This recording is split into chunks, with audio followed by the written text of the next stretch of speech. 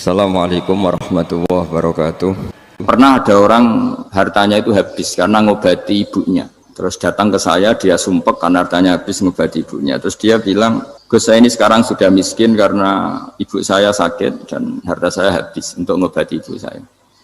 Terus tak guyoni sama saya. Kon kepen pinter apa kepen goblok? Kepen pinter Gus. Ingin pinter apa ingin goblok? Katanya ingin pinter. Kalau ingin pinter bahasanya jangan gitu. Harta kamu itu masih di akhirat karena habis untuk ngobati ibu. Bayangkan kalau habis untuk maksiat itu habis betul. Terus dia mulai syukur. Alhamdulillah Gus, harta saya habis secara heroik karena untuk mengobati apa ibu. Sudah pinter dia. Akhirnya miskin sampai sekarang ya tetap pede saja karena masih punya tabungan di akhirat. Dan itu saya terinspirasi oleh ilmu juga. Jadi dulu Sayyidah Aisyah itu pernah nyimpan sepotong daging kambing, disimpan untuk dimakan beliau. Karena beliau mau iftar ya, mau buka atau apa. Singkat cerita, karena bawaan keluarga Nabi itu sakhok, ada orang minta dikasihkan. Suatu saat, akhirnya kan habis. Terus Nabi tanya, yang daging tadi di mana? Habis. Terus Nabi cara menjelaskan itu indah sekali. Harta kamu itu baju yang kamu pakai, nanti ya rusak. Yang kamu makan, nanti ya ke WC. Wa tasaddaqta fa abqaita. Memang di semua riwayat itu pakai dhamir mukhatab mudzakkar, meskipun asal-usul riwayat itu untuk Sayyidah Aisyah karena untuk umum. Yang kamu sedekahkan tuh yang masih. Kamu jangan bilang kamu sedekahkan tuh yang habis. Yang kamu sedekahkan tuh yang masih. Misalnya saya punya uang 1 miliar misalnya. Terus pernah tak sedekahkan ke fakir miskin atau ke kiai atau ke pondok 100 juta. Itu yang mesti masih karena kadung di luar kekuasaan kita. Kadung lillahi ta'ala. Justru yang masih itu yang potensi nanti untuk hal-hal yang kurang positif. Semenjak itu orang sedekah itu begitu entengnya karena itu yang masih. Ya tapi tentu sarannya yang tepat ya. Saya sekarang sering kampanye sedekah tepat karena misalnya sering saya itu didatangi orang kaya. Sudah dapat gratisan gerutu itu geremeng. Nah ini kita sudah pakai buminya Allah itu gratis, pakai airnya ya gratis, pakai oksigen ya gratis. Kok masih gerutu, itu sudah jadi hamba yang nggak bener itu. Dibayangkan kalau kita pakai oksigen bayar, pakai buminya bayar, pakai airnya bayar semua, kayaknya kita tidak mampu membayar ya. Dan kita sama Allah hanya disuruh ikrar, disuruh sujud. Pentingnya ilmu satu bahwa itu akan menjadikan satu perilaku. Misalnya begini ya, dulu itu kiai-kiai Jawa zaman dulu itu berpatokan karena dulu pemerintahan Hindia Belanda, seorang lagi masih pemerintahan Hindia Belanda. Itu dalil yang sering diutarakan itu sebaik-baiknya umara itu yang datang ke ulama, terus sejelek-jeleknya ulama itu yang datang ke umara. Tapi semenjak pemerintahan Indonesia dan kemudian ditandai beberapa tokoh kayak Gus Wahid putra Kiai Hasyim jadi Menteri Agama, ada Gus Wahib putra Kiai Wahab juga jadi Menteri Agama, ada Kiai Fathur Rahman keluarga Mbah Maimun, keluarga Sarang juga pernah jadi Menteri Agama. Kemudian bersamaan dengan itu dibangunlah satu pegangan ilmu. Pegangan ilmu ini penting karena ini yang mengilhami semua orang Islam, terutama ya utamanya ulamanya. Ada seorang ustadz, seorang guru ngaji yang karena melihat rata-rata penguasa itu zalim ya, datang ke Harun Ar-Rasyid. Ini perlu disemak, datang ke Khalifatullah atau Amirul Mukminin Harun Ar-Rasyid. Karena beliau seorang raja tentu terduga lah atau ya umumnya atau gimana lah istilahnya itu ya rata-rata ya agak seenaknya namanya raja, namanya penguasa. Ini dalam pikiran ustadz itu tidak mesti dalam fakta. Kemudian si ustadz itu matur, ya Amirul Mukminin inni nasihun lak famusyaddidun alaika fala tajidanna fi nafsika syai'an. Saya ini mau nasihati Anda, kemudian saya cara nasihati itu keras. Tolong jangan dimasukkan hati. Dia bilang famusyaddidun alaika. Saya nanti kalau nasihati itu keras sekali.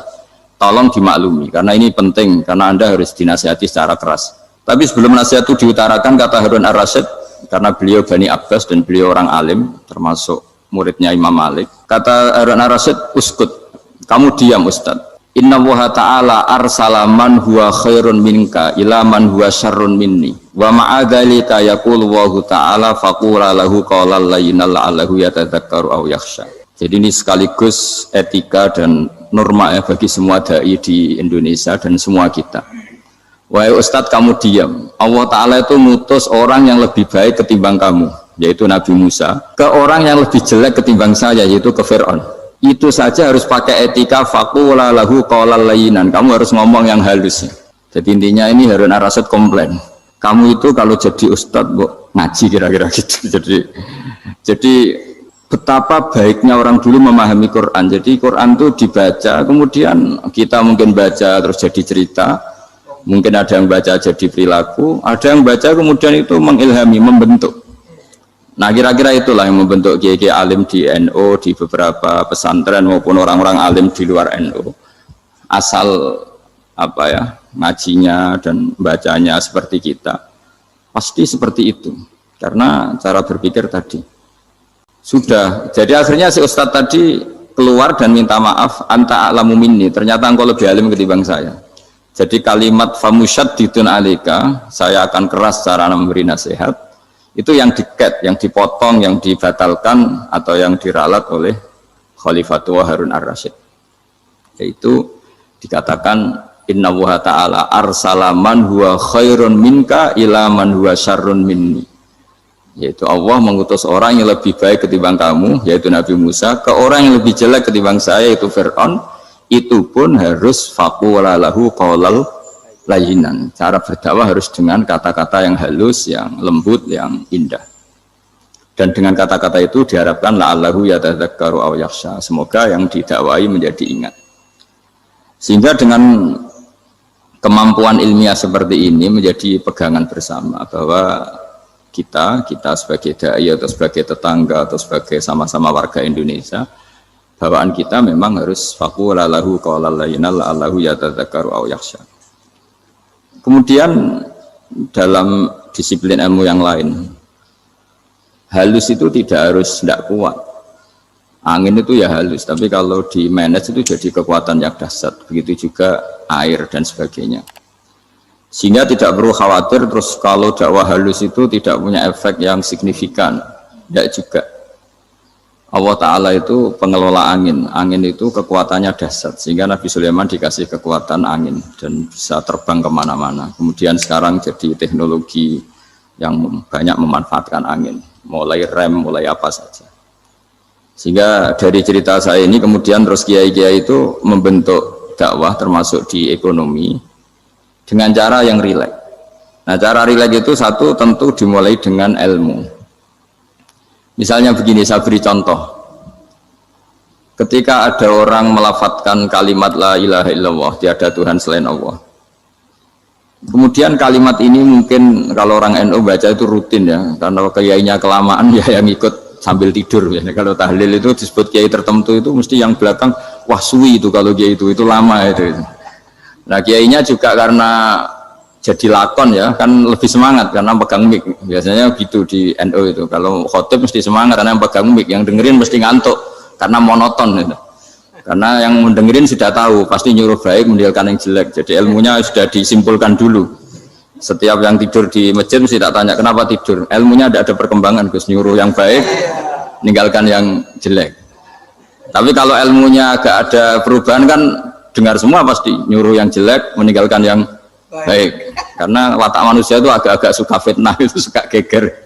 Tapi kalau monoton itu mesti enggak itu. Tapi yang menjadi pegangan kita, saya ulang lagi, itu ilmu dulu. Saya ulang lagi itu ilmu dulu. Saya berkali-kali menyontohkan, kalau ada orang kafir, orang yang tidak bersyahadat 70 tahun, kemudian dia bersyahadat sekali saja di akhir hayatnya, itu kata Allah, qulil ladzina kafaru iyantahu yughfar lahum ma qad salaf. Katakan ke mereka yang kafir, jika dia mau bersyahadat, itu masa lalunya diampuni semua. Sehingga kedahsyatan kalimat ini luar biasa. Orang yang kafir 70 tahun saja, barokahnya la ilaha illallah ini, dosanya bisa diampuni semua. Nah kemudian karena ilmu ini tidak begitu populer atau kurang dipopulerkan atau kita sendiri kurang menghayati, sehingga la ilaha illallah itu lebih dianalisis cara lafadz ini, pelafatannya ada sanadnya enggak ya gitu. Terus cara melafatkan bareng-bareng seperti itu ada tumpengan ini bid'ah enggak ya. Jadi pertanyaannya sudah tidak tentang keramatnya atau sakralnya atau fadilahnya la ilaha illallah, tapi sudah macam-macam. Dan cara seperti ini ada hadisnya enggak, legal enggak, terus ada sanadnya enggak. Jadi saya mohon semohon-mohonnya untuk teman-teman yang di Al-Iman itu harus ngaji ya. Ngaji itu nanti kamu tahu cara mandang sebuah ibadah atau perilaku atau apa sajalah tahu. Karena al-ilmu yurisul ahwal, ilmu itu bisa mengilhami cara pandang. Dulu yaitu saya ulang lagi, ketika zaman Hindia Belanda, karena pemerintahnya Hindia Belanda itu ulama-ulama keras sekali, sejelek-jeleknya ulama itu yang datang ke Umarok. Tapi setelah era Mbah Hashim, era sampai Mbah Maimun, itu mereka peduli sama Umarok, semuanya sama-sama warga Indonesia yang ingin melihat Indonesia yang lebih baik. Sehingga banyak, ya kakak saya sendiri pernah wakil bupati, terus putra Mbah Maimun wakil gubernur. Ini teman saya Ki Hafid ya bupati. Semenjak itu terus, dan itu nggak lepas dari cara pandang. Yaitu cara pandang diantaranya adalah cerita tentang Nabi Musa yang Allah tetap peduli sama Fir'aun. Sehingga tetap didakwai Nabi siapa? Musa. Dan posisi Musa datang, bukan memanggil. Ya, cuma saya sampai sekarang tuh belum pernah ke kantor bupatinya Pak Hafid. Karena kadang-kadang orang terus curiga, mengajukan proposal, jadi agak repot. Ketemu bupati itu sialnya kiai kan mesti pikirannya orang bupati ini nyangoni, kiai ini disangoni itu. Itu terus kayak kita fakir miskin itu. Jadi makanya saya itu belum pernah datang. Tapi alhamdulillah karena beliau berambisi menjadi wa khairul umara mayatuna babal ulama. Jadi datang tapi sangat ambisius ingin mengalahkan ulama karena dia kalau datang statusnya lebih tinggi. Ya tidak apa-apa, ini tawaduk tapi niatnya agak begitu tawaduk. Jadi datang. Jadi saya sering ke Jakarta tapi ya tadi jarang ya. Biasanya nganggarkan waktu hanya pas saja, tidak kurang tidak lebih. Biasanya ngajar di pondoknya Pak Kures itu di Baitul Quran ya. Hanya ngajar santri-santri itu. Nah, jadi pemahaman Quran dulu itu kata Imam Ghazali itu membaca Quran itu membaca, bukan bercerita. Kalau kamu membaca seperti ini, kunta qori'an, kamu pembaca. Pembaca itu yang mengambil pelajaran. Tapi kalau kamu hanya cerita, itu namanya kunta hakian. Sebenarnya Anda tidak membaca Quran, tukang cerita. Misalnya tadi, cerita Nabi Musa datang ke Fir'aun. Itu kalau kamu hanya cerita, wah dulu itu ada orang namanya Fir'aun, didakwai Nabi yang namanya Musa. Ya ini namanya tukang cerita. Kalau kamu pembaca tidak gitu. Betapa baiknya Allah, orang sengawur Fir'aun saja inginnya Allah masih ingin diselamatkan dengan mengutus Nabi Musa kekasihnya. Itu namanya kunta qori'an, kamu pembaca betul, bukan kunta hakian, kamu tukang cerita. Begitu juga seterusnya tentang Quran, ayat-ayat seterusnya. Sehingga yang diharapkan dari pembacaan Quran itu memang kita sebagai ahli baca, ahli mu'tabir ya, ahli yang ngambil pelajaran, bukan tukang apa? Cerita. Sehingga dulu ketika Sayyidina Umar radhiyallahu anhu ketika membuka Baitul Maqdis atau Baitul Muqaddas dan diajak syukuran, pesta-pesta makan itu. Beliau enggak mau. Ketika ditanya kenapa engkau enggak mau? Alasannya itu langsung beliau baca Quran. Jadi saya punya sekian contoh. Saya ulang lagi, saya punya sekian contoh. Orang-orang dulu dengan Quran itu menyatu, bukan sekedar dihafal tapi menyatu. Sehingga bawaannya itu sudah Qurani, sudah Qurani. Saya beri contoh pertama Rasulullah SAW, nanti Umar kedua. Rasulullah itu pernah nggak makan sampai 3 hari. Terus ditanya oleh sahabat, lalu kekuatan engkau bisa hidup apa? Terus menghentikan al-aswadani, maksudnya itu tamar dan air, hanya makan kurma dan air. Tapi beliau tidak ketemu roti atau nggak ketemu nasi lah kalau orang Indonesia. Ketika hari ketiga dikasih makan oleh sahabat, dipotongkan kambing, kemudian baru makan 3 lukmah, kira-kira ya 3 asupan nasi, berhenti. Padahal sahabat yang lapar sama dengan Rasulullah itu membayangkan Nabi itu sampai kenyang, sampai apa. Tapi ketika ditanya, seperti ini pun nanti ada hisabnya. Walatus alunna yauma idzin anin naim. Jadi acara makan-makan gini itu nanti ada hisabnya. Nabi nangis. Akhirnya sahabat nggak jadi nerusin makan. Jadi ketakutan orang dulu sama ketika Sayyidina Umar dijak pesta ketika memenangkan Baitul Maqdis itu. Inna wa ta'ala ayyara qauman. Allah itu mengkritik sebuah komunitas kaum Karena apa? Adhabtum thayyibatikum fi hayatikum dunya wastamta'tum biha. Kamu adalah orang-orang yang jatah nikmat kamu sudah kamu habiskan di dunia. Adhabtum itu kalian habiskan jatah kenikmatan kamu di dunia. Wastamta'tum biha, kamu di dunia sudah berpuas-puas. Maka jatah Anda sekarang di akhirat habis. Sehingga Sayyidina Umar enggak mau pesta-pesta karena takut jatah nikmatnya habis. Kata beliau terus astabqi thayyibati, akan saya sisakan sisi-sisi kebaikan saya supaya tidak habis. Corong Jawa itu aja dientek-entekno biar jatahnya masih. Sehingga di dunia kiai itu ya meskipun saya akrab bupati, akrab mungkin wakil gubernur, saya itu ya jarang ketemu. Karena kalau orang Jawa bawaannya ketemu ya makan-makan, guyon-guyon. Nak keterusan ras mlebu swarga. Makanya saya pastikan Pak Yusuf Mansur kesini tidak akan saya jamin, biar aja, biar jatahnya masih. Jadi ini bukan karena saya biar jatahnya masih. Ya, jadi itu ilmunya kiai. Nah, efek dari ilmu ini dahsyat. Kalau Anda berpikir tentang nasib Anda di akhirat, nanti bawaannya juga tidak akan mudah menyalahkan orang lain, tidak akan menghakimi orang lain karena sibuk dengan dirinya sendiri, tapi tidak dengan makna egois, tapi makna orang baik itu siapa? Orang yang sibuk dengan aib pada dirinya, dengan kekurangan pada dirinya, saking sibuknya mikir aibnya sendiri, tidak sempat mengoreksi aibnya orang lain. Itu awal ilmu. Ilmu itu tidak dimulai dari larangan. Kalau larangan karuan, tidak termasuk ahli surga orang yang suka mengadu domba, tidak termasuk orang baik yang cari kesalahan orang lain. Itu namanya pelarangan. Tapi ilmu itu di atas nahi, di atas pelarangan itu. Kamu punya kesadaran bahwa kamu itu yang penting selamat dulu, jangan memikirkan orang lain. Dengan makna bukan egois, tapi dengan makna supaya tidak menyalahkan apa orang lain. Nah, saya termasuk ya boleh dikatakan kiai lah, yang paling fanatik bahwa semuanya itu harus dimulai dari ilmu. Ya saya ulang lagi, dimulai dari ilmu. Nah, dari sini kemudian saya berharap Indonesia menjadi damai, menjadi baik. Itu bukan karena kita baik-baik banget ya, tidak mungkin kita ada nabi, tapi karena sudah sibuk dengan memikirkan kesalahan diri sendiri. Sehingga misalnya kita baca Quran, Rabbana zalamna anfusana, lalu kita langsung ingat betapa hubungan kita dengan Allah itu harus ikrar dulu, merasa zalim dulu, merasa salah dulu. Nah, kalau semua orang merasa salah di depan Allah itu mesti bawaannya agak mudah menyalahkan orang lain, karena kita bilang Rabbana zalamna anfusana. Nah, itulah ilmu-ilmu yang mungkin banyak pembaca Quran tapi hanya baca, atau kalau baca ini tok disebut al-haqi, ahli cerita. Yang dibutuhkan tuh al-qari, pembaca kemudian mu'tabir, kemudian mau beriktibar. Seperti yang dilakukan tadi Harun Ar-Rasyid tadi. Inna wa ta'ala arsala man huwa khairun minka ila man huwa syarrun minni. Wa ma'adzalika yaqulu wa ta'ala faqula lahu qaulal layyin.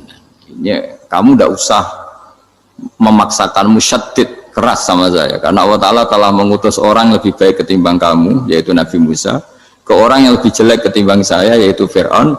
Itu saja harus beretika. Faqula lahu qaulal layyinan la'allahu yatadzakkaru aw yakhsha.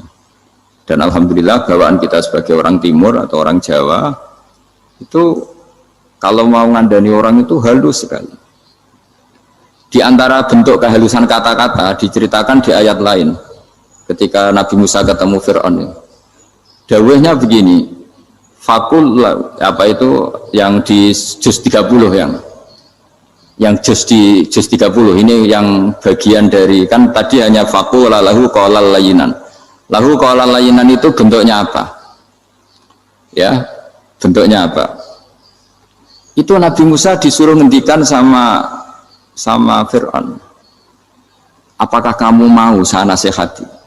Fakul halaka ila antazakka. Halaka itu pilihan, hal itu istifham, laka itu otoritatif. Jadi betapa santonya kalimat itu, fakul halaka ila antazakka.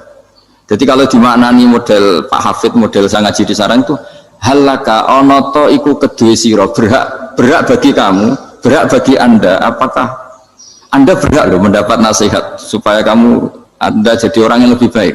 Halaka ila antazakka. Jadi tidak kalimat perintah, tapi kalimat pilihan. Apa engkau mau saya beri nasihat? Wa ahdiyaka ila rabbika fatakhsha. Dan saya beritahu kamu tentang Tuhan dan kemudian kamu menjadi orang yang baik, fatakhsha, orang yang punya khasyah, punya. Jadi kayak apa kalimatnya itu? Napa jenengan kersa? Itu kalau orang Jogja, orang-orang daerah-daerah yang berada nyugui tamu itu kan ayo makan-makan, itu kan kayak tamunya itu kelaparan. Masa Pak Yusuf Mansur kelaparan? Tidak mungkin kan. Masa Ustadz terkenal kelaparan kan tidak mungkin itu. Monggo napa jenengan ngersakno. Karena bisa saja tamunya itu tidak kersa, mungkin karena darah tinggi, mungkin karena takut dianggap fakir miskin, macam-macam kan orang enggak. Itu kalimatnya itu halaka ila anta zakka. Kayak apa indahnya dakwah. Halaka ila anta zakka. Itu ada kata laka itu ya terserah jenengan mau enggak. Wa ahdiyaka ila rabbika fatakhsha. Nah, itu yang disebut membaca. Kunta qori'an la hakian. Anda benar-benar membaca Quran, bukan sekadar penceri. Nah, kemudian ini yang terakhir saya juga baru sebenarnya saya itu enggak pernah bilang sanggup itu, tapi Pak Ustadz Zakaria itu GR terus. Sampai tadi pagi itu saya belum tahu kalau ada acara ini. Ya karena saya kiai, jadi kalau kiai itu kan ingatnya sama Allah aja. Kalau sama manusia tuh rontok-rontok lali gitu. Itu bukan memaksa, ya memang lupa. Sejauh mana sih pentingnya manusia kan tidak penting cara ilmu tasawuf itu. Tapi karena ini titipan Rasulullah SAW terus menjadi penting kan. Dititipi umat kayak jenengan itu yang ya sudah ngaji ngatur kiai ribet itu. Kiainya biasa ngaji kan, kiainya yang ngatur santri ini enggak. Pak Yai ngaji tanggal ini jam ini. Itu kan mengabaikan semua aktivitas kiai. Padahal jam ini mungkin saya punya jam, mungkin jalan-jalan atau ngaji atau mutolaah atau munajat. Gara-gara Pak Zakaria ini kan terus Mas Tamam ini yang provokasi. Harus ngaji di jam ini, tema ini. Saya itu kalau ngaji ditentukan tema itu, ini memang saya agak keras di bab ini. Itu kayak ibarat gini loh. Saya ini dokter, kemudian ada orang yang sakitnya itu jantung, terus bilang ke saya, Pak dokter sembuhkan kukul saya. Wong penyakit ekstrimnya itu jantung, kok bila disembuhkan apa? Kukul. Kan gak penting, sembuh tidak sembuh, kukul itu kan gak penting. Jerawat itu. Kiai itu tahu kesalahan paling fatal manusia itu akidah. Tapi kadang-kadang mintanya ilmu yang tidak akidah, yang gak penting. Jadi kadang-kadang kiai itu ya digurui betul kalau di Indonesia itu. Misalnya ini tidak nyindir loh, memang marah betul loh kalau di bab-bab seperti ini. Tapi ini biar jadi ilmu masif, ilmu yang general. Saya ulang lagi ya, Anda jadi dokter, tahu pasien Anda ini penyakit jantung kronis atau sudah fatal lah sudah. Terus orang itu bilang, Pak Yai, itu Pak dokter, tolong obati kulit saya supaya tidak jerawatan. Kamu bilang ini orang aneh enggak? Aneh kan? Nah, kiai juga gitu. Saya sering itu ada orang mau haji gitu, Gus doain saya jadi haji mabrur. Pernah belajar haji Pak? Dereng Gus. Mungkin enggak orang belum belajar nyupir terus kemudian minta didoain, Gus saya mau nyupir doain selamat. Nyupir aja enggak bisa kok minta doa selamat. Harusnya urutannya kan belajar dulu baru minta doa. Tapi kali ini aliman bener ngajaknya akidah dulu, ahli sunnah. Nah itu bener karena akidah itu hal yang prinsip memang harus. Kalau kebetulan nggak bener taruh visi betul. Untungnya kalau temanya bener. Jadi saya mohon ke seluruh orang-orang yang mau ngaji ke kiai itu tema itu biar yang milih kiai supaya tahu prioritas yang harus benahin. Jangan tema yang kita yang milih, jangan-jangan tema yang kita pilih itu tidak mendesak atau tidak penting. Ini bukan apa-apa, ini saking ingin baik saya ya, keinginan baik saya supaya dulu zaman sahabat ya gitu. Kalau ada pertanyaan salah sama Nabi dibenerin, cuma Nabi terlalu bijak, cara benerin tuh enak. Kalau saya karena tidak Nabi saja ya agak-agak kasar kan, kalau tidak Nabi tidak wajib bener terus. Yang wajib bener terus itu Nabi. Saya beri contoh ya. Nabi itu ngendikan tentang kiamat. Kiamat itu dahsyat, mengerikan gini-gini. Kalau pikirannya orang kampung itu begini, Nabi ini aneh. Cerita kiamat dahsyat tapi nggak ada tanggalnya, nggak ada tahunnya. Harusnya ada dong biar kita bisa persiapan. Sehingga Nabi disomasi di tengah-tengah khutbah itu, ya Rasulullah mata sa'ah. Nah, karena ini orang Bedui, Nabi nggak dengerin, diulang lagi. Mata sa'ah ya Rasulullah. Ketika Nabi mengabaikan itu ada dua kelompok sahabat, yang satu bilang lam yasma, Nabi tidak dengar sehingga mengabaikan. Yang kedua bilang sami'a wa kariha, Nabi sebenarnya mendengar tapi tidak berkenan. Tapi diulang lagi ketiganya, ya Rasulullah mata sa'ah. Akhirnya Nabi jawab, mau tidak mau, karena kalau enggak ya namanya orang Bedui ngomong terus. Nabi balik tanya, ya karena cara berpikir dia kalau kiamat itu jelas kapannya kan bisa persiapan itu. Paling enggak pas mau kiamat terus pas ngaji Quran, apa kan bisa persiapan itu. Akhirnya Nabi balik tanya, ma'at talah. Kalau kamu berani tanya kiamat, lalu persiapan kamu apa? Ya, terus orang itu bilang masyhur itu, ma'adatullah kabira sholatin wala syamin wala kadza wa kadza walakinni uhibbuka. Saya sebenarnya tidak punya persiapan ya Rasulullah, cuma persiapan banyak puasa ya enggak, banyak sholat enggak, tapi saya mencintai engkau. Masyhur itu jadi hadis paling legenda, almar'u ma'aman ahabba, sebagian disebut anta ma'aman ahbabta. Ini kata semua sahabat yang di masjid.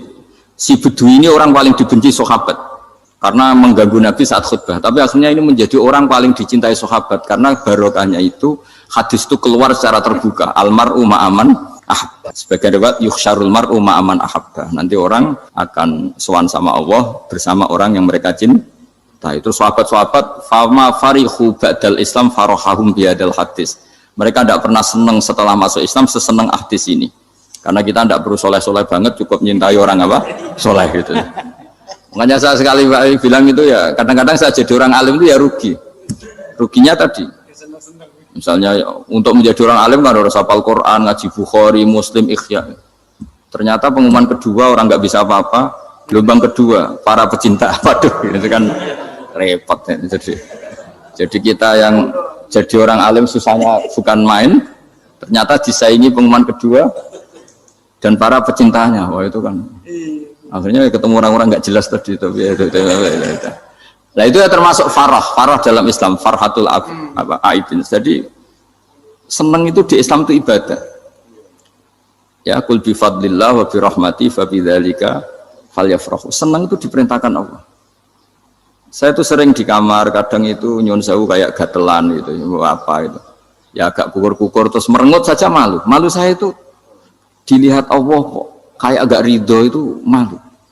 Ya kayak tadi lah, kamu dikasih rumah gratis, kemudian pas yang ngasih datang kamu kelihatan cemberut, itu yang ngasih kan mangkel. Jadi dikasih gratis masih cemberut. Sama hubungan kita dengan Allah itu semuanya dikasih gratis. Makanya tabassum, senyum itu ibadah. Kita yang nekuni ilmu hadis, betapa hebatnya Nabi ngendikan, kalau kamu tidak bisa ibadah yang berat-berat, cukup ibadah senyum. Kadang ngendikan tol qati wajhin, kamu cukup berwajah yang indah, yang menyenangkan. Tabassum, senyum. Kalau kamu tidak bisa membalas jasanya orang yang ngasih, minimal kamu senyum, minimal kamu kelihatan seneng gitu. Makanya seneng itu sudah ibadah. Dan sekarang orang untuk seneng aja susah. Karena bawaannya nuntut orang lain supaya kayak keinginan dia, bawaannya nuntut, ya ribet. Kalau gitu ya ribet. Makanya saya bilang al ilmu yurisul ahwal. Ilmu itu diperkuat. Nanti yurisul ahwal, ilmu itu akan membentuk Anda. Dulu beberapa raja itu ya mau luhur karena jadi raja, punya apa saja.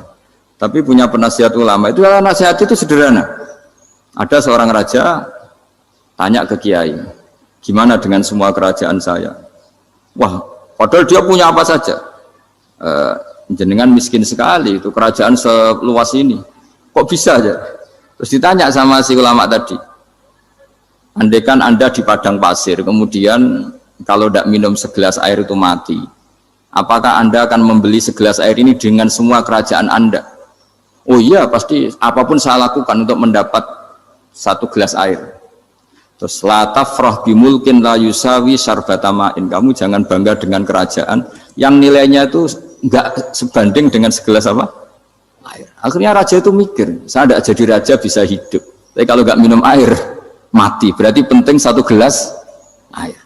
Akhirnya lama-kelamaan ini anggap kerajaan itu biasa, ternyata nggak sepenting segelas air. Ya seperti kita lah, misalnya orang nggak punya alpat itu tidak malu, tapi kalau nggak punya celana itu malu. Kamu mau punya alpat tapi nggak punya celana? Kan nggak mau. Yaitu ilmu itu yurisul akhwal, ilmu akan melahirkan satu perilaku. Jadi kalau ilmu Anda mantap, pasti syukurnya juga mantap gitu. Ya makanya saya termasuk kiai yang selalu mendorong pentingnya ilmu. Bahkan kata Sufyan Ats-Tsauri ngendikan saking pentingnya ilmu ada kata fa'lam annahu la ilaha illallah, dimulai kata fa'lam. Dan saking pentingnya ilmu itu setiap nabi itu status permanennya itu hanya satu, mengajar. Rabbana wab'ats fihim rasulam minhum yatlu 'alaihim ayatik, membacakan ayat-ayat Allah sampai wa yu'allimuhumul kitab, mengajarkan kitab wal hikmah. Bahkan Allah sendiri wasofa dzatahul aliyah bi annahu al-muallim. Yaitu Allah ngendikan Ar-Rahmanu 'allamal Qur'an. Jadi betapa hebatnya pengajar. Allah sendiri mensifati dirinya itu Ar-Rahmanu 'allamal Qur'an. Allah itu Maha Rahman yang mengajarkan Quran. Di surat Iqra juga disebutkan Iqra wa rabbukal akram alladzi 'allama bil qalam. Jadi Allah mensifati dirinya sebagai pengajar. Kayak apa pentingnya mengajar? Karena al-ilmu yurisul ahwal. Ilmu ini melahirkan satu sikap. Pernah ada orang hartanya itu habis karena ngobati ibunya. Terus datang ke saya, dia sumpek karena hartanya habis ngobati ibunya. Terus dia bilang, Gus, saya ini sekarang sudah miskin karena ibu saya sakit dan harta saya habis untuk ngobati ibu saya. Terus tak guyoni sama saya. Kon kepen pinter apa kepen goblok? Kepen pinter Gus. Ingin pinter apa ingin goblok? Katanya ingin pinter. Kalau ingin pinter bahasanya jangan gitu. Harta kamu itu masih di akhirat karena habis untuk ngobati ibu. Bayangkan kalau habis untuk maksiat itu habis betul. Terus dia mulai syukur. Alhamdulillah Gus, harta saya habis secara heroik karena untuk mengobati apa ibu. Sudah pinter dia. Akhirnya miskin sampai sekarang ya tetap pede saja karena masih punya tabungan di akhirat. Dan itu saya terinspirasi oleh ilmu juga. Jadi dulu Sayyidah Aisyah itu pernah nyimpan sepotong daging kambing, disimpan untuk dimakan beliau. Karena beliau mau iftar ya, mau buka atau apa. Singkat cerita, karena bawaan keluarga Nabi itu sakhok, ada orang minta dikasihkan. Suatu saat akhirnya kan habis. Terus Nabi tanya, yang daging tadi di mana? Habis. Terus Nabi cara menjelaskan itu indah sekali. Harta kamu itu baju yang kamu pakai nanti ya rusak. Yang kamu makan nanti ya ke WC. Wa tasaddaqta fa abqaita. Memang di semua riwayat itu pakai dhamir mukhatab mudzakkar. Meskipun asal-usul riwayat itu untuk Sayyidah Aisyah karena untuk umum. Yang kamu sedekahkan tuh yang masih. Kamu jangan bilang kamu sedekahkan tuh yang habis. Yang kamu sedekahkan tuh yang masih. Misalnya saya punya uang 1 miliar misalnya. Terus pernah tak sedekahkan ke fakir miskin atau ke kiai atau ke pondok 100 juta. Itu yang mesti masih karena kadung di luar kekuasaan kita.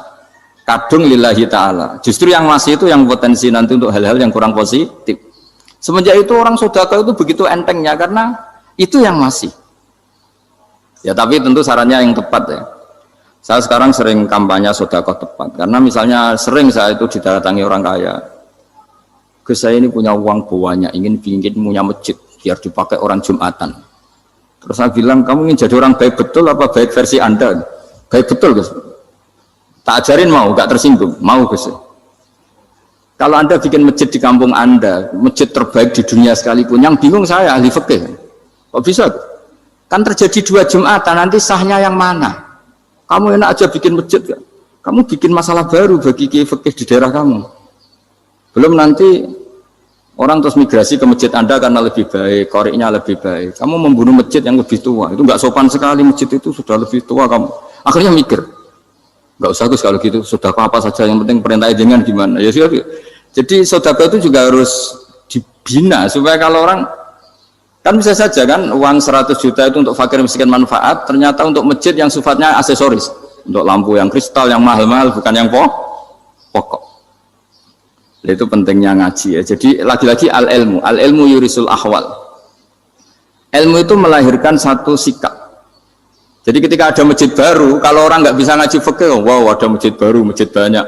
Tapi kalau yang ngaji fikih ngerti ini malah ada masalah baru karena ada ta'addud Jumatan. Gimana hukumnya 2 Jumatan dalam kondisi yang tidak mendesak? Makanya sekarang saya baru kampanye itu. Dulu itu kalau ada masjid banyak itu kan faktornya beda ormas, beda pemahaman atau agak jauh, masih hukum sosial atau bawaan kondisi. Misalnya di dekat UGM itu ada masjid kampung pertama, bawaan masjid karena ada kantor besar atau bawaan ada pabrik besar atau ada sekolahan besar. Tapi sekarang itu ada pertanyaan baru, ada masjid baru karena ada orang kaya ingin bikin masjid. Itu gimana itu hukum? Nah, tapi kalau orang nggak nekuni fikih itu ya langsung wah bagus untuk bangun masjid. Bagus piye gini sing kangelan memfikihkan tadi. Nah itu ilmu. Jadi kalau yang tidak nekuni fikih itu ya tidak tersiksa, tapi yang nekuni fikih itu pasti tersiksa karena seperti itu tadi.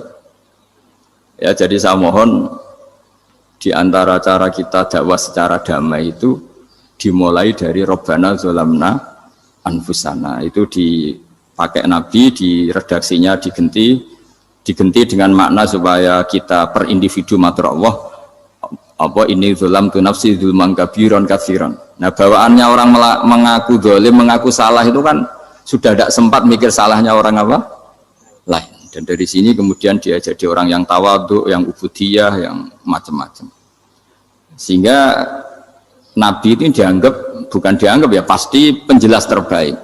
Terus Allah meredaksikan wa ma tuqaddimu li anfusikum min khairin tajiduhu indallah. Apa saja kebaikan yang kamu sudah berikan untuk Allah sampai akhirat itu ya pasti kamu temukan di akhirat. Terus yang terakhir saya beri contoh orang peminta-minta, sa'il. Itu Sayyid Ali Zainal Abidin kalau ada orang minta-minta terus dikasih, misalnya dikasih ya 100.000 atau 50.000 atau 10.000 sesuai kemampuan yang memberi, itu marhaban biman hamala zadi ilal akhirah. Saya terima kasih ya, gara-gara kamu minta uang saya jelas sudah sampai akhirat. Coba kalau di rumah bisa saja untuk hal yang tidak positif. Jadi bawaannya itu cara pandang itu rubah. Jadi sebenarnya kalau kita ngasih uang di masjid, ngasih kiai atau ngasih fakir miskin, ya uang itu yang masih, bukan yang habis. Yaitu watasoddaq fa'abqaita, yang kamu berikan itu hakikatnya yang masih. Karena sudah ada kamu otak-atik lagi, makanya disebut wakaf. Sebenarnya wakaf itu dulu secara makna lughat, saya ulangi secara lughat, maknanya itu sudah berhenti. Wakafun maknanya berhenti. Nah sodako itu dari kata sodako maknanya benar. Orang yang sering sodako berarti imannya benar. Orang yang uang sudah diberikan berarti dia sudah terputus, wakaf berhenti dari hubungannya dengan dia. Sudah dikasihkan berarti selesai. Sehingga wakaf dan sodako itu sebenarnya maknanya saling melengkapi.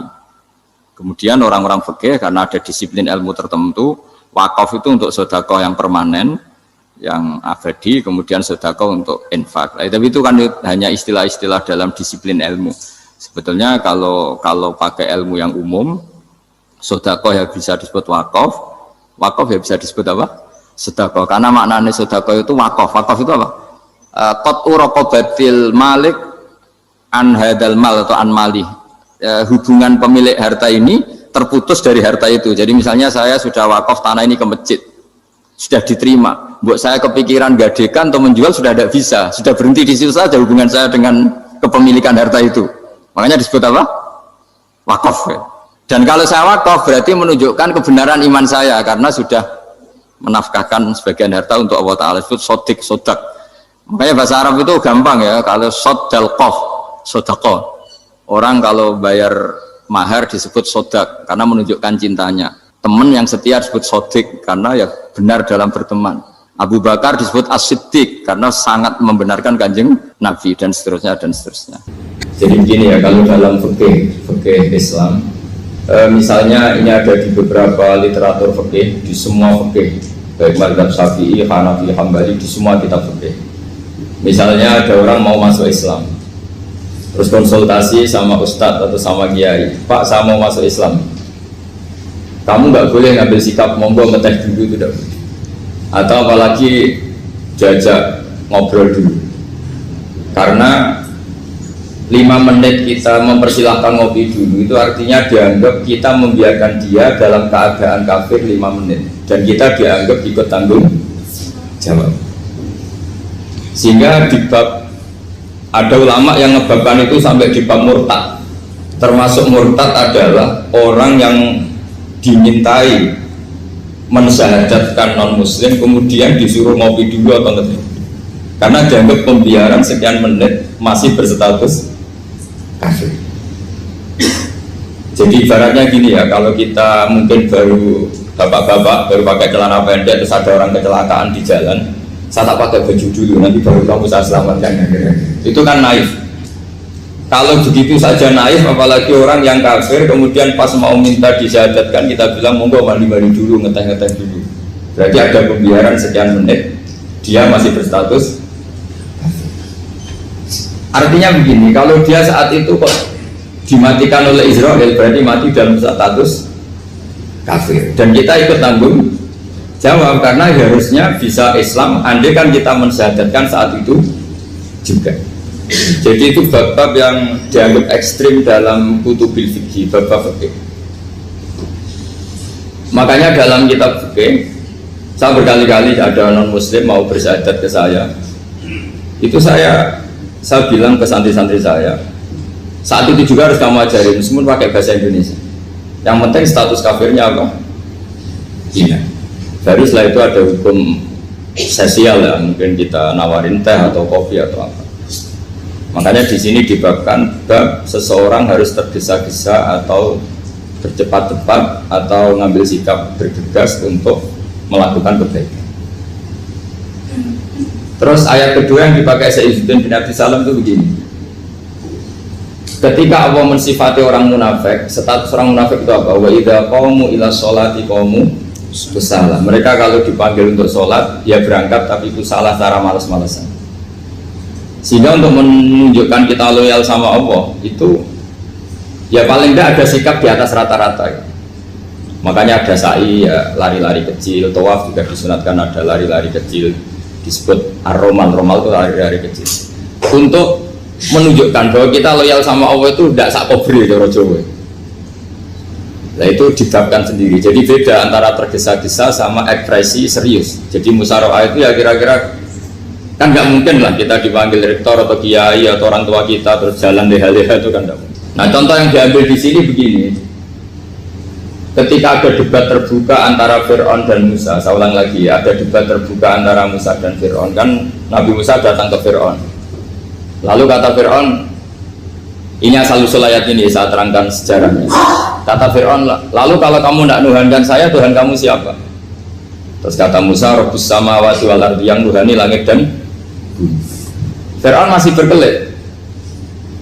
Kalau Tuhan di bumi, setahu saya kemana-mana yang dituhankan saya, kata Fir'aun. Ma'alim tulakum min ilahin ruili. Terus Nabi Musa masih ngendikan, ya sudah Tuhan yang nuhani langit. Terus Fir'aun manggil Haman. Haman itu arsitekturnya Fir'aun. Ya Haman ibnili sorhal ali abduhul asbab samawati fa'atoliya ila ilahi Musa. Haman bangunkan kami piramida yang tinggi. Saya ingin melihat Tuhannya Musa. Musa akhirnya mikir, karena kalaupun Fir'aun bisa naik ke langit tetap tidak bisa melihat Tuhan. Kita tahu Tuhan nggak bisa dilihat. Kita yang mukmin aja tidak lihat, apalagi Fir'aun rivalnya. Akhirnya Musa ganti argumentasi, yaitu argumentasinya Musa, Rabbukum wa Rabbu abaikumul awwalin. Ini perlu diingat dan perlu saya sampaikan. Yang nuhani kamu dan yang menuhani leluhur kamu, itu sangat memukul Fir'aun. Karena logikanya kalau Fir'aun itu Tuhan, berarti babahnya dulu tanpa Tuhan. Ini ada Tuhan terlambat. Jadi kalau Fir'aun Tuhan, berarti babahnya tanpa Tuhan, karena zaman era mbahnya belum ada Tuhan. Karena perdebatan itu banyak penggawa Fir'aun yang mukmin. Wah ini Fir'aun nggak bener ini. Kalau dia Tuhan berarti babahnya tambah. Karena kalau iman itu akan diadili, akan dieksekusi, maka orang ini berstatus rojulum mukminum min ali Fir'aun yaktum imanah. Maka di Quran diterangkan wa qala rojulum mukminum min ali Fir'aun yaktum imanah. Ada seseorang yang iman tapi menyembunyikan iman. Lah orang ini selalu ikut rapat di rapat-rapat penting Fir'aun, termasuk rapat ketika Fir'aun dan para tentaranya memutuskan membunuh Musa. Karena dia ikut rapat dan eksekutornya besok disuruh nangkap Musa, orang ini malam itu juga nemuin Musa terus bilang innal mal ayat tabiru nabikal yak dulu kamu Musa, rapat tadi malam memutuskan kamu besok dibunuh, maka kamu harus bergegas meninggalkan Mesir. Nah, dari kesimpulan itu, dari cerita itu kemudian diambil secara hukum fikih bahwa untuk menyelamatkan darah harus jasa, harus bergegas. Andai kan Musa itu kok sak kobre, sak sempate, maka keburu. Andai kan ini rojul ini tadi, orang tadi penasihat tadi kok sak kobre ya, maka berarti Musa terlanjur tertang. Jadi itu pentingnya ulama ya. Jadi cerita yang linier, cerita yang seakan-akan cerita di tangan ulama tetap menjadi al-ahkam al-fiqhiyah, menjadi ketentuan-ketentuan apa? Fikih. Jadi yang diambil di sini adalah lelaki tadi yang ikut rapat jadi bergegas menemui Musa, memberitahu kalau kamu besok mau dieksekusi, fakhrus, maka kamu harus cepatnya keluar dari Mesir untuk menyelamatkan diri. Terus oleh Sayyiduddin bin Abdus Salam dibabkan bab harus tergesa-gesa menyelamatkan darahnya orang apa? Islam.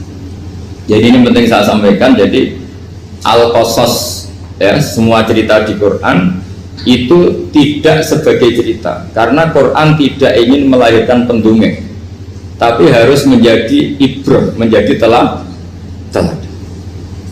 Jadi makanya terus di kitab-kitab ulumul Quran diterangkan al-qasas, ya, beberapa cerita di Quran adalah semuanya menjadi ketentuan fikih. Saya ulang lagi ya, semua cerita yang ada di Quran itu menjadi ketentuan fikih, meskipun alurnya apa? Cerita. Kayak tadi kan alurnya cerita bahwa lelaki ini bergegas nemui Musa supaya Musa cepat keluar dari Mesir. Terus dibabkan babul musaroah ila musifid. Saya teruskan. Wa kama laro'ai nama yaktulu musliman law tabtu'u alaihi laqota lagu fal musaroah ila takrisihi min wajibatun. Idlaisal unatu mahmudatan fi kulli syai'in falaha mawatin tuhmadu fiha wa mawatin tutammu fiha wa kadzalika al musaroah wal lain wal dhulta wa ghairuhuma. Terus cara berpikir ulama, saya pernah baca dalam satu sejarah ulama besar namanya Sufyan Ats-Tsauri. Sufyan Ats-Tsauri itu menjadi wali itu gara-gara kalau sholat di masjid itu beliau datang sebelum adzan. Saya ulang lagi, beliau datang sebelum adzan. Ditanya, kenapa kalau kamu datang sebelum adzan? Saya ini gak ingin jadi hamba yang buruk. Hamba yang buruk atau pembantu yang buruk adalah setempe nunggu dipanggil. Misalnya kita tahu majikan kita pasti manggil jam 7. Kemudian jam 7 itu Anda masih ngopi, masih tata-tata, itu kan tidak menghormati majikan. Harusnya kamu setempe di jam yang saat itu pasti majikan Anda memanggil. Kata beliau, saya tidak ingin seperti pembantu yang buruk, datang nunggu apa? Di mana? Jadi itu ada beberapa spirit ya, atau inspirasi dari aturan-aturan mahabbah. Sebab itu ketika Allah kritik orang munafik, wa idza qamu ila sholati qamu kusala, ketika dipanggil sholat mereka datang bermalas-malasan. Karena tidak ada cintanya sama Allah, maka datang berlambat-lambat.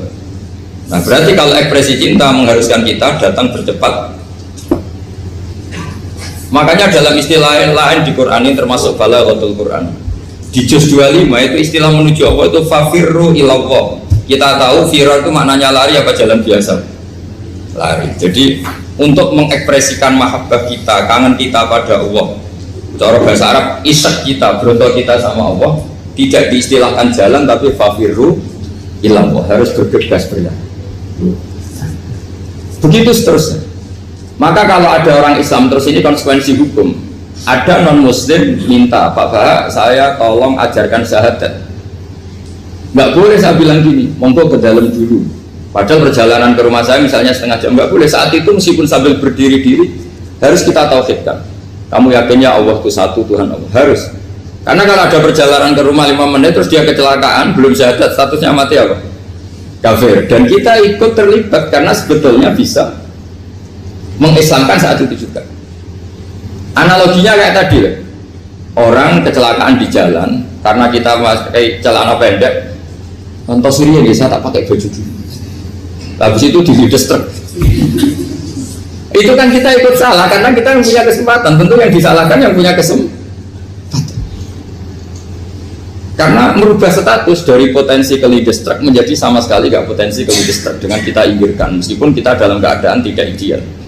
Sama. Orang kafir yang mau masuk Islam itu umumnya kiai-kiai kan kadang sebagian disuruh mandi dulu, itu salah sebetulnya. Itu salah sekali. Sangat salah, apalagi nunggu seremonial di masjid, tunggal tokoh-tokoh itu bujutnya salah. Itu gak cuma salah, bujutnya salah. Jadi salah yang akut. Itu salah besar. Kalau seremonial monggo, tapi kalau mengislamkannya harus saat itu. Apalagi ya seremonial seminggu lagi nunggu tokoh terkenal, nunggu di syuting dulu, wah itu perilaku show, itu bukan mengislamkan itu. Makanya kita yang sebagai peneliti fikih itu kadang itu enggak srek gitu. Masa mau Islam nunggu di masjid dulu, di syuting dan tokoh-tokoh, itu salah. Itu sama dia kamu lihat orang kecelakaan mau menyelamatkan, ini ada wartawan enggak ya? Minta di syuting dulu setengah mati ini. Jadi kita normal saja dalam Islam, sesuatu yang mendesak, yang emergensi ya perlakuannya harus cepat. Sehingga dibabkan faslun fil musaroah ila musifid fiddima. Jadi ada beberapa contoh di Quran memang aturannya seperti itu. Makanya semua redaksi Quran tentang menuju Allah diredakseno fafirru ilallah. Makanya di tawaf ada ekspresi romal, jalan agak cepat. Di sa'i juga ada momen-momen kita harus romal, berjalan cepat. Di beberapa aturan juga seperti itu. Ya saya ulang lagi, di beberapa aturan Islam juga seperti itu. Nah sekarang efek di hukum haji.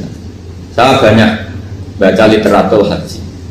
Haji dalam aturan Islam itu wujuban tarofian, wajib yang tidak langsung mendesak. Kemudian semenjak ada fakta kita harus nunggu, daftar tunggu, itu kita sebagai ahli fikih itu gampang. Misalnya gini, saya umur 20 punya uang, sekarang berapa daftar? 25 juta ya. Saya umur 20 punya uang 25 juta. Saya jomblo misalnya, ya butuh nikah, ya butuh macam-macam. Itu wajib daftar haji apa enggak? Karena kalaupun daftar nunggu 20 tahun. Nah sekarang kalau ada orang umur 50 tahun punya uang 25 juta, menurut Anda wajib daftar saat itu apa enggak? Mau daftar saja bisa game gitu. Nanti kalau misalnya umur 50 ditambah 25 kan 75. Itu kalau orang sumpah sudah tetap mati itu. Maka itu menjadi pertanyaan, apakah fikih ini kita rubah? Karena dulu kan orang itu longgar semua. Karena haji zaman Nabi pun tidak langsung dilakukan saat pertama diwajibkannya haji. Jadi Nabi punya sisi unik. Pertama ada tahun diwajibkannya haji, Nabi tidak langsung haji. Sebab itu ulama berkesimpulan kalau wajibnya haji tidak langsung. Maka fikih itu memang unik. Sholat juga gitu. Ada istilah begini dalam sholat. Watajibu sholat ala kulli muslimin wujuban muwassa'an. Di semua kitab fikih takbirnya seperti itu redaksinya.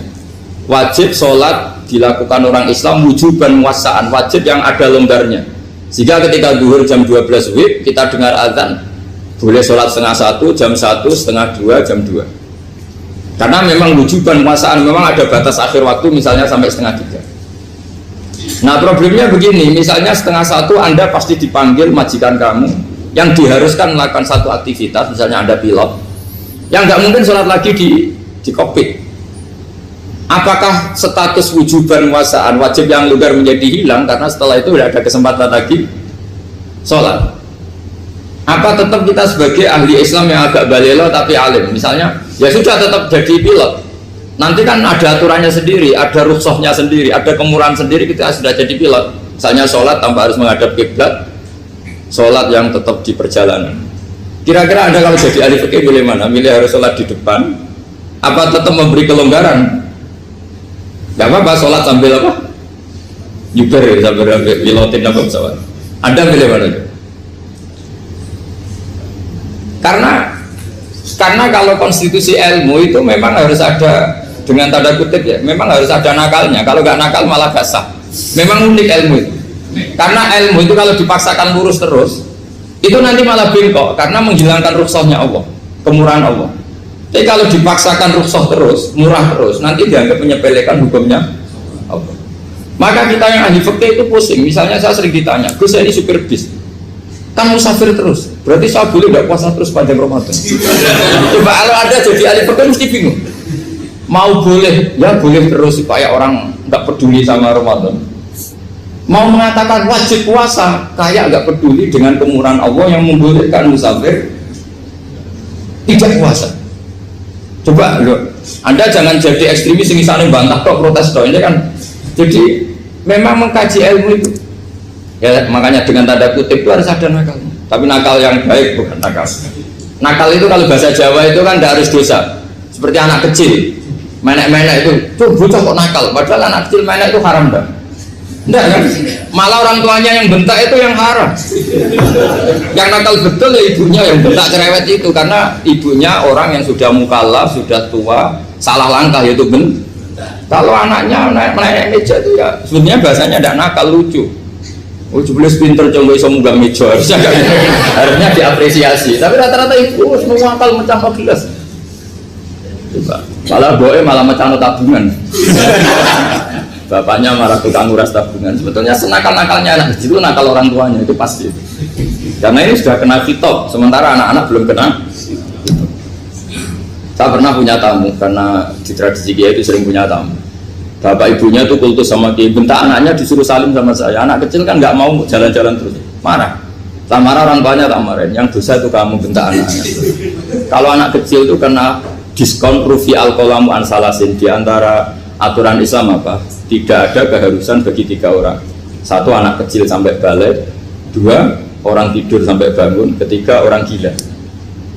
Artinya anak kamu itu tidak kena khitab untuk sopan sama saya. Kamu yang kena khitab baru sopan sama anak-anak.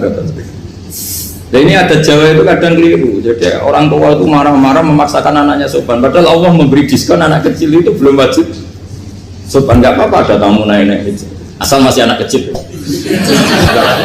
Makanya Rasulullah ketika beliau sholat sujud itu Hasan Husain itu naik. Cara Jawa Nabi itu 3 tumpahan. Semua riwayat mengatakan Nabi itu diam saja, nggak berani ngangkat. Sampai sahabat itu ada yang ngomong, ini Nabi sujud lama sekali ada apa? Jadi kita punya riwayat itu ya baru kayak sahabat yang agak nakal. Semuanya itu sujud, tapi bareng di atas rata-rata ada sahabat yang belakang ngomong, ada apa tuh ini sujudnya kok lama? Barokahnya itu ditemukan riwayat, oh ono putune. Karena Hasan itu naik di atas punggungnya apa? Nabi itu andai kan tidak ada yang ngomong, riwayat ini tidak ditemukan. Barokahnya ada yang ngomong itu mungkin. Kalau sekarang mungkin semua masjid mongok karena orang sekarang jarang yang khusyuk. Kalau dulu hanya 1 yang di belakang. Setelah itu Nabi memberi penjelasan, saya tadi sebetulnya harus mengakhiri sujud saya sesuai aturan umum, tapi ada cucu saya tak biarkan sampai dia puas naik punggung saya, sehingga dia turun baru saya naik. Filosofinya apa? Begini, anak kecil 1 udah kena khitab, 2 jangan sampai sholat itu jadi problem. Kalau Nabi nyentak Hasan, membentak putu lono bae sholat kok diganggu, maka sholat menjadi trauma. Gara-gara sholat bahasa bentak saya, lama-lama anak ini trauma dengan sholat karena dianggap problem. Makanya saya termasuk kiai nggak berpendapat anak kecil nggak boleh di masjid. Sering kan anak kecil di masjid ayo khutbah rame, saya termasuk setuju tetap boleh. Kalau dibentak di masjid maka dia trauma dengan masjid. Bangsa ke masjid dibentak. Lagi pula kadang-kadang orang tuh gaya-gayaan toh, wah rame orang khutbah rame nih, padahal kalau nggak diramein anak-anak malah dia tidur. Kita kan tidak bisa menjamin kalau perilaku kita lebih baik gitu. Mendingan kan anak-anak main di masjid timbang di karaoke kan. Jadi kan, ya ini maksudnya saya, ini fikih ya. Fikih itu wilayahnya, makanya jadi ahli fikih itu susah-susah gampang. Jadi kan jangan hanya berpikir protes dengan ketentuan fikih, mengkaji yang sebanyak-banyaknya. Itu tadi, misalnya Anda seorang supir permanen, supir bis terutama. Kalau truk kan bisa leha-leha, kalau bis kan apa ada deadline-nya ya waktu. Seperti bis jurusan Surabaya Semarang, saya kan sering naik bis jurusan Surabaya Semarang. Kadang-kadang supirnya melihat saya tanya, Gus saya ini supir, saya ini Ramadan itu gimana ya? Ya saya sudah ngerti setengah nakal, dan senengnya dijawab rasa poso ya saya tahu. Tapi masalahnya secara fikih kalau kamu mengharapkan kamu harus puasa terus, kamu melanggar konstitusi ilmu. Memang musafir punya diskon? Boleh tidak puasa. Pertanyaannya bayarnya kapan? Nung Sawal jangan nyupir lagi, Zulhijjah jangan nyupir lagi, nanti sampai Ramadan ya. Nah terus ya pas kamu cuti, biasanya cutinya pas sakit, boleh diskon lagi karena sakit. Coba.